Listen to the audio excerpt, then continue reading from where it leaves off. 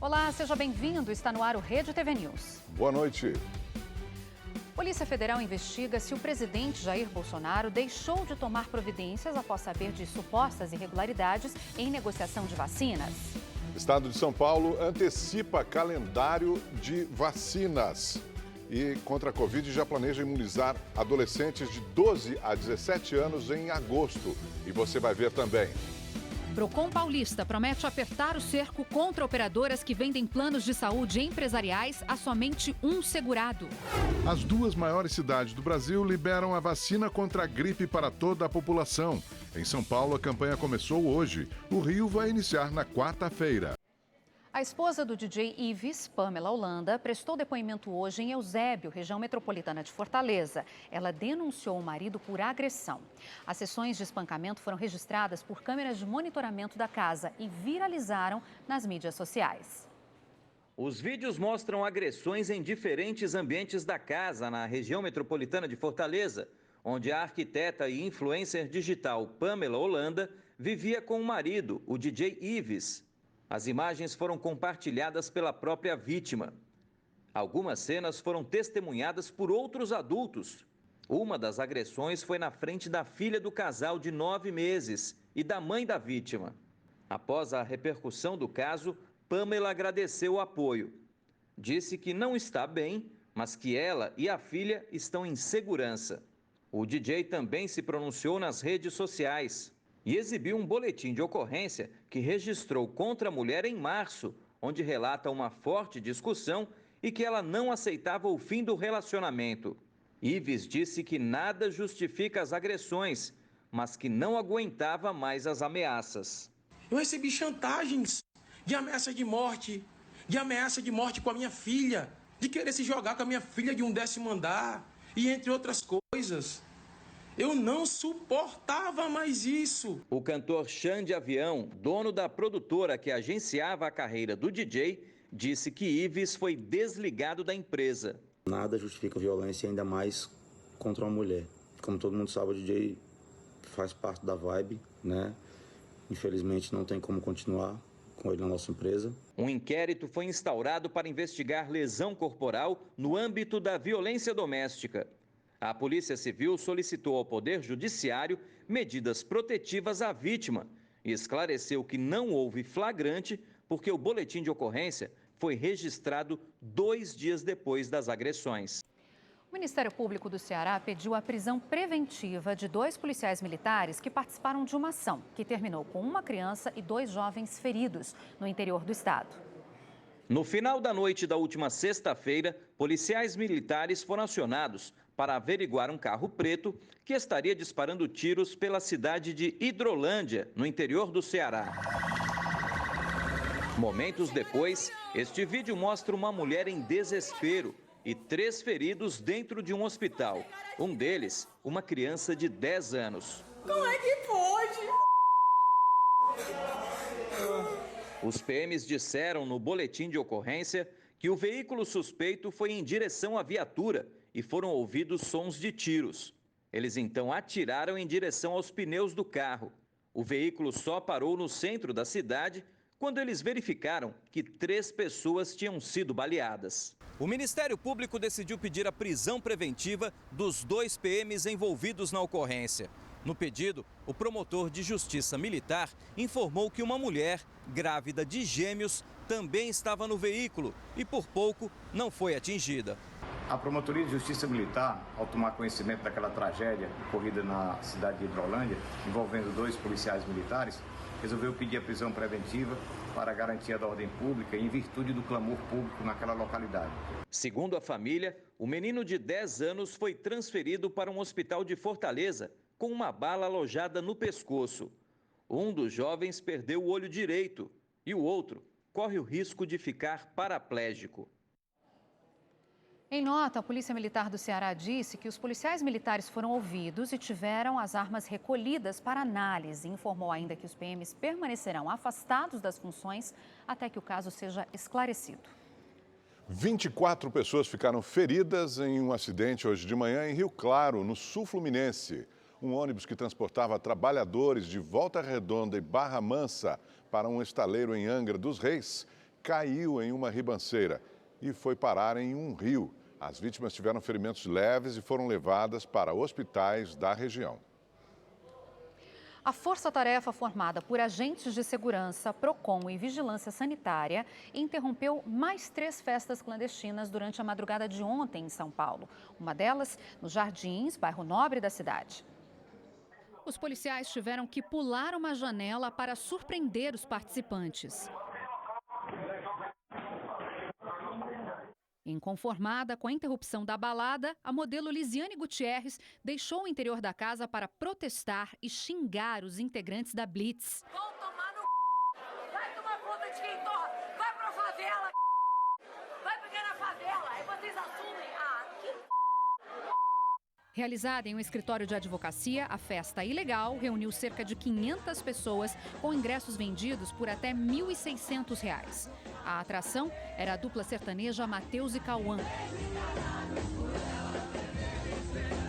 Muita gente estava sem máscara, isso sem falar na imensa aglomeração. Estamos salvando vidas, gente, salvando vidas. Você vê, 500 pessoas essa hora vão transmitir o vírus para um monte de gente. Vamos pensar um pouquinho. A polícia tem sua atribuição diária. Hoje trabalhamos o dia inteiro. À noite tem que vir aqui para alertar esses jovens que, infelizmente, ainda não acreditam aí na realidade. O local foi interditado e os fiscais aplicaram várias multas. A mulher que alugou o espaço foi levada para a delegacia e autuada por infração sanitária. Hoje, usando as redes sociais, a modelo Lisiane Gutierrez disse que errou, mas que os vídeos foram tirados do contexto. Já a dupla Matheus e Cauã afirmou que foi contratada para uma confraternização entre familiares e amigos e que o contrato foi descumprido. Cerca de 32 mil estudantes da rede pública de ensino de Minas Gerais voltaram às salas de aula hoje. As atividades presenciais foram retomadas após 1 ano e meio de ensino remoto.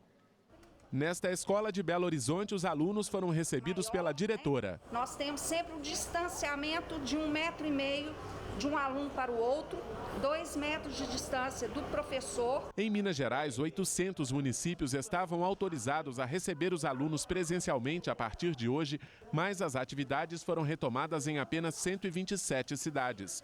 As prefeituras têm autonomia para decidir se reabrem ou não as escolas e a presença dos estudantes não é obrigatória. Já estava passando da hora. Presencial, eles aproveitam mais, prestam mais atenção. No total, 301 escolas estaduais já retomaram as atividades para alunos do 1º ao 5º ano do ensino fundamental.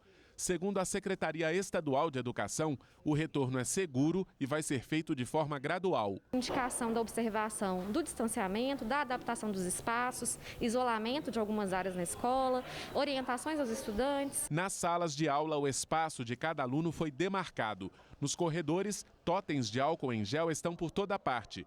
E cartazes orientam os estudantes a não compartilhar objetos de uso pessoal, como caneta, lápis, celular e talheres. Miguel, de 8 anos, estava ansioso para voltar. Rever professores, colegas, eu prefiro estudar presencial. Com o retorno das aulas presenciais, a Prefeitura de Belo Horizonte decidiu priorizar a vacinação contra a gripe para crianças de 6 a 12 anos. A campanha foi ampliada por orientação do Ministério da Saúde. As outras faixas etárias vão ser imunizadas após o recebimento de novas doses. Até o dia 7 de julho, pouco mais de 53% dos grupos prioritários da campanha foram vacinados em BH, cerca de 1.100.000 pessoas. A cobertura ideal é de 90%. A vacina é mais uma forma de proteger as crianças da questão da gripe, né? Lembrando a questão do distanciamento social, o uso da máscara, lavagem de mãos. Vamos ver, né? Mas vai dar certo, né? Porque tem que retornar mesmo. Agora vamos aos dados atualizados da vacinação no Brasil. 84.354.904 pessoas tomaram a primeira dose, o que representa 39,84% da população. Outras 30.834.303 pessoas tomaram a segunda dose no país, ou a dose única, o que representa 14,56% da nossa população. E já foram aplicadas 115.189.207 doses de vacinas no Brasil. E os estados que mais vacinaram proporcionalmente a população com a primeira dose são São Paulo com 46,76%, Rio Grande do Sul com 46,70%, Mato Grosso do Sul vem com 44,69%, Espírito Santo aparece com 44,23% e Paraná com 42,26%. São Paulo começou a vacinar hoje toda a população contra o vírus influenza. O imunizante da gripe foi liberado pelo Ministério da Saúde para todas as idades. Confira agora essas informações com a repórter Joyce Mafezoli. Aqui em São Paulo, a vacina está disponível nas unidades básicas de saúde e nas assistências médicas ambulatoriais, as AMAs. Qualquer pessoa acima de 6 meses de idade pode receber o imunizante de segunda a sexta-feira, das 7 da manhã às 7 da noite. Desde que começou a campanha em 12 de abril, cerca de 2,5 milhões de pessoas foram vacinadas na cidade. O número corresponde a pouco mais de 51% dos que pertencem aos grupos prioritários. Com a liberação, a Secretaria de Saúde quer atingir a meta de imunizar 4,5 milhões de pessoas. Outros municípios também já estão vacinando os moradores contra o influenza. Os interessados devem ficar atentos aos cronogramas divulgados pelas prefeituras. Lembrando que o intervalo mínimo entre a vacina da gripe e a da Covid-19 deve ser de 14 dias. Só não podem receber o imunizante aqueles que estão com coronavírus ou tiveram alta médica há menos de 28 dias. De São Paulo, Joyce Mafezoli para o Rede TV News. E no Rio de Janeiro começou nesta segunda-feira a campanha de vacinação contra a Covid-19 em pessoas da faixa etária dos 30 anos. Vejam na reportagem de Rodrigo Assis. Mulheres com 39 anos foram vacinadas nesta segunda-feira. Os homens da mesma idade serão vacinados nesta terça-feira. No Rio, os grupos são divididos por sexo para evitar aglomeração nos postos de saúde. A advogada Vanessa Simão, de 39 anos, não escondeu a alegria por ter sido imunizada. Muito ansiosa para poder encontrar os amigos, né, dar um abraço, que é o que mais faz falta, né, os parentes, poder passear. Com a corrida entre prefeitos e governadores para acelerar a vacinação por idade pelo Brasil afora, a Prefeitura do Rio também estuda antecipar mais uma vez o calendário de imunização. Tudo vai depender do cronograma de entrega das doses pelo Ministério da Saúde. A Secretaria Municipal de Saúde confirmou que pouco mais de 90% das pessoas entre 40 e 49 anos receberam a primeira dose do imunizante. Cerca de 89 mil pessoas estão com a segunda dose atrasada. Mas Patrícia não desperdiçou a chance. Estou muito feliz de ter tomado a segunda dose. Acho muito importante, né? E espero que todos sejam vacinados e que a gente consiga sair dessa pandemia, né? Durante o final de semana, o governo de São Paulo anunciou a antecipação de datas e prevê imunizar todos os adultos até o dia 20 de agosto. São Paulo também divulgou um plano de vacinação para menores de 18 anos. Após o anúncio do governo paulista, o prefeito do Rio, Eduardo Paes, postou uma provocação saudável dirigida ao governador João Dória nas redes sociais. Ele brincou que o Rio já tinha programado em junho a vacinação para menores a partir dos 12 anos em setembro e ainda deixou em aberto a possibilidade de antecipar o calendário mais uma vez. E a capital fluminense dará início nesta semana à vacinação contra a gripe por faixa etária. A partir de quarta-feira serão imunizados bebês a partir de 6 meses até os jovens de 17 anos. A partir do dia 21 de julho será a vez de quem tem entre 51 e 60 anos. Após este período, as idades vão diminuindo e a vacinação termina no dia 30 de agosto com pessoas que têm entre 18 e 30 anos. Ainda neste mês, quem faz parte dos grupos prioritários também pode ser imunizado. O PROCON de São Paulo, órgão de defesa do consumidor, vai notificar as operadoras que oferecem planos de saúde empresariais com somente um segurado. Os planos empresariais representam 80% do mercado, mas nem sempre atendem como coletivos. Segundo o Procon, as operadoras têm enganado o consumidor. Elas estariam deixando de lado os planos individuais e oferecendo planos coletivos para um único segurado. Com a manobra, conseguem reajustar os valores do plano sem o controle da Agência Nacional de Saúde. E para isso, o consumidor precisa abrir uma empresa. Gera despesas para o consumidor. Ele tem que procurar um contador, criar essa empresa, passa a ter responsabilidades perante a Receita Federal e, em troca, o que ele ganha? A possibilidade da operadora fazer os reajustes que bem entender, sem nenhum controle. Na última sexta-feira, a ANS anunciou reajuste negativo aos planos individuais, feitos direto no nome, RG e CPF do consumidor. Vão ficar 8,19% mais baratos. O índice deve ser aplicado pelas operadoras a partir da data de aniversário do contrato. Mas no caso dos planos empresariais, não há limite. E os reajustes aplicados têm sido bem altos. O Procon paulista afirmou que vai notificar as principais operadoras de saúde do Brasil, já que esses planos deveriam ser individuais e, portanto, beneficiados com o reajuste negativo determinado pela ANS. Nós iremos até a ANS e também iremos ao ministro da Saúde para saber quantos planos de empresas são planos coletivos com um único segurado. E se o CNPJ dessas empresas está ativo ou inativo, ou seja, essa empresa foi criada só para o fim de celebração de um contrato, o que, ao nosso ver, configura uma dissimulação, para não dizer uma fraude. O estado de São Paulo antecipou pela 4ª vez o calendário de vacinação contra a Covid-19. O novo plano é para concluir a imunização de toda a população adulta até o mês de agosto e os adolescentes de 12 a 17 anos a partir do dia 23 de agosto. Pelo novo cronograma, o estado de São Paulo pretende vacinar todos os adultos com mais de 18 anos até o dia 20 de agosto. E o novo calendário ficou assim. Pessoas de 37 a 39 anos recebem a vacina até o dia 14 de julho. 35 e 36 anos, entre os dias 15 e 18. De 30 a 34 anos, de 19 de julho a 4 de agosto. De 25 a 29 anos, do dia 5 a 12. E dos 18 aos 24 anos, de 13 a 20 de agosto. Isso significa 26 dias a menos do que o prazo anterior, que era de 15 de setembro. A antecipação é fruto da aquisição de doses extras da Coronavac, realizadas pelo governo do estado de São Paulo, sob responsabilidade e custo do governo de São Paulo, junto ao laboratório Sinovac. Também há previsão de vacinar os adolescentes de 12 a 17 anos a partir do dia 23 de agosto. Gestantes e jovens com comorbidades serão prioridades. A coordenadora do programa de imunização também descartou antecipar a segunda dose das pessoas que já tomaram as vacinas da AstraZeneca, que tem um intervalo de 12 semanas. A estratégia que foi desenhada é essa estratégia de não antecipar a vacina da AstraZeneca, porque os estudos demonstram que quanto mais tempo você tem, melhor a imunidade.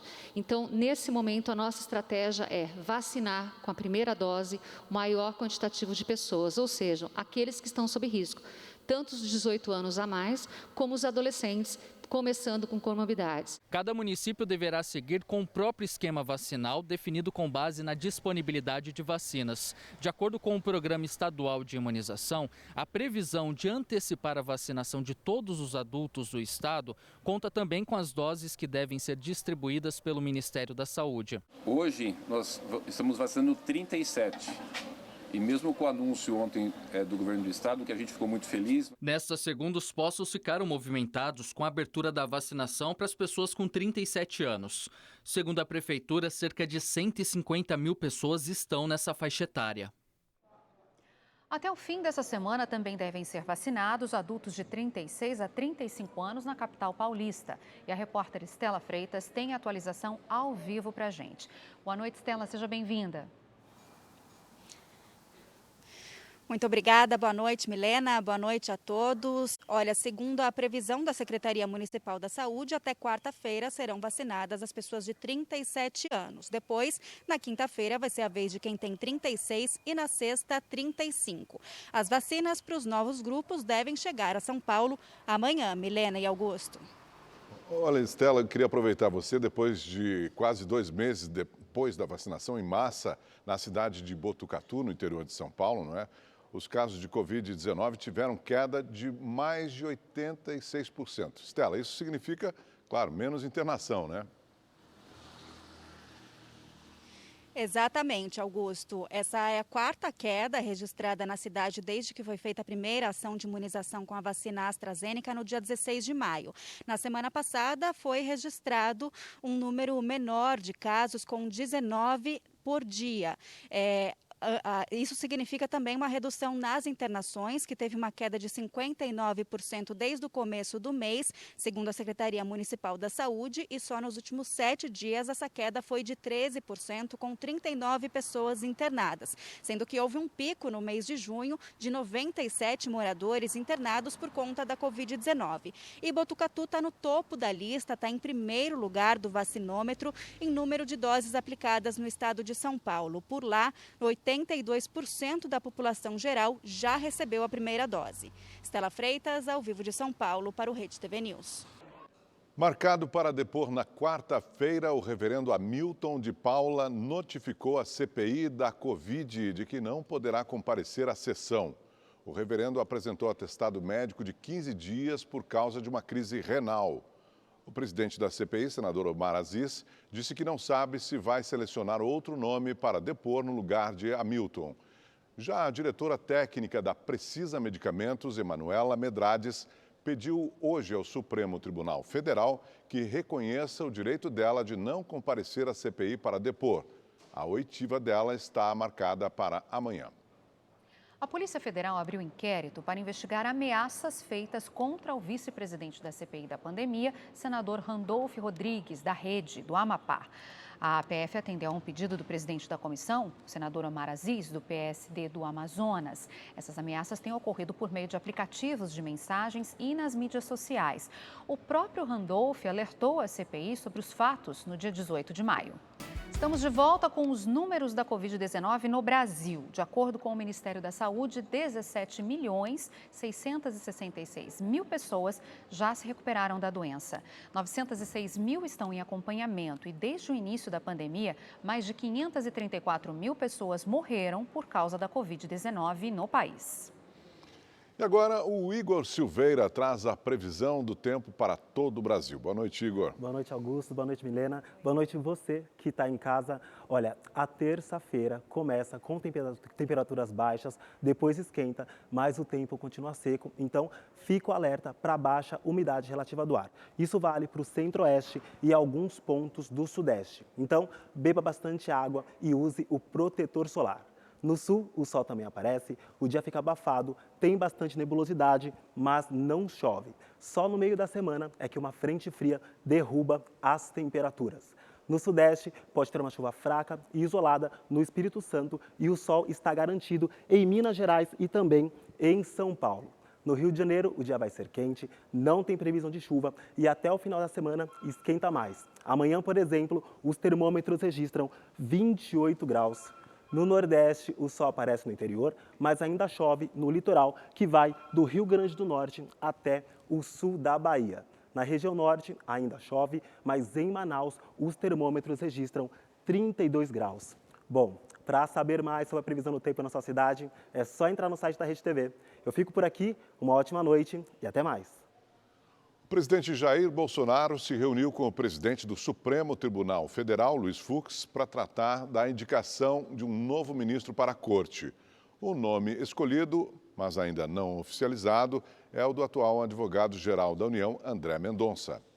A aposentadoria de Marco Aurélio Mello começou a valer hoje. A vacância de uma cadeira no Supremo Tribunal Federal fez com que o presidente da Corte, ministro Luiz Fux, chamasse Jair Bolsonaro para uma conversa.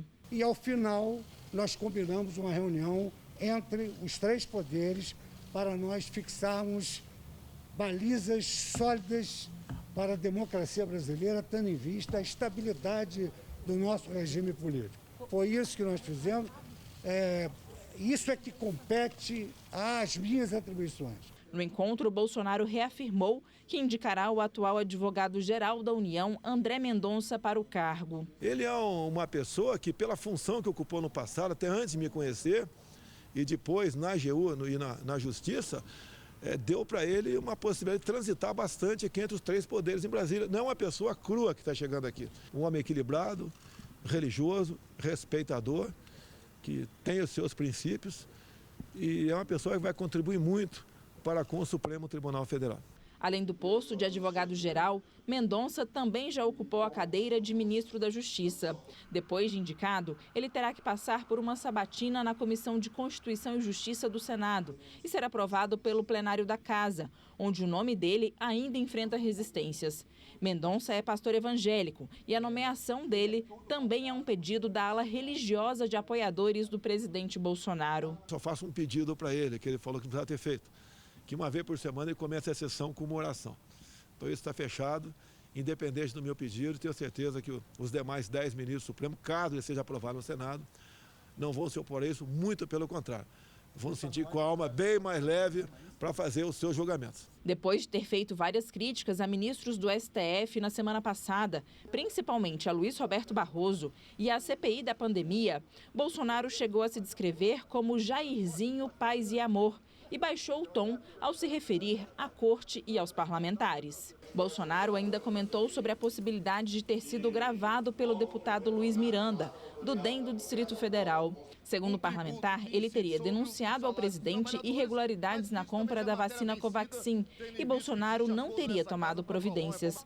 Atendendo a uma solicitação da ministra Rosa Weber, hoje a Polícia Federal abriu um inquérito para apurar se Bolsonaro prevaricou, ou seja, deixou de tomar providências para evitar uma suposta corrupção. Nada, que eu me lembre, foi tratado com ele com a ênfase como ele vem dizendo. Até porque ele foi tratado de vários assuntos. Se ele gravou, está forjado o caráter dele. Nada de errado. Absolutamente nada de errado.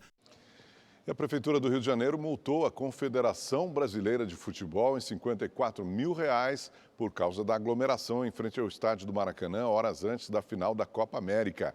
A Secretaria Municipal de Saúde constatou que o tumulto foi gerado pela desorganização no credenciamento de convidados, além de não ter sido realizada a testagem dos torcedores no local da partida, conforme previsto.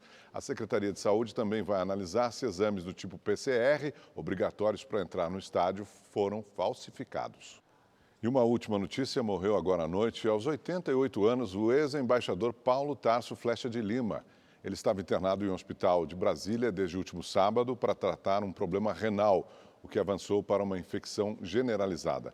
Flecha de Lima foi um dos mais importantes diplomatas brasileiros. Atuou como secretário-geral do Ministério das Relações Exteriores e como embaixador do Brasil em Londres, Washington e Roma.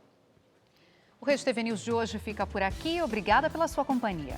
E amanhã esperamos novamente por você. Boa noite.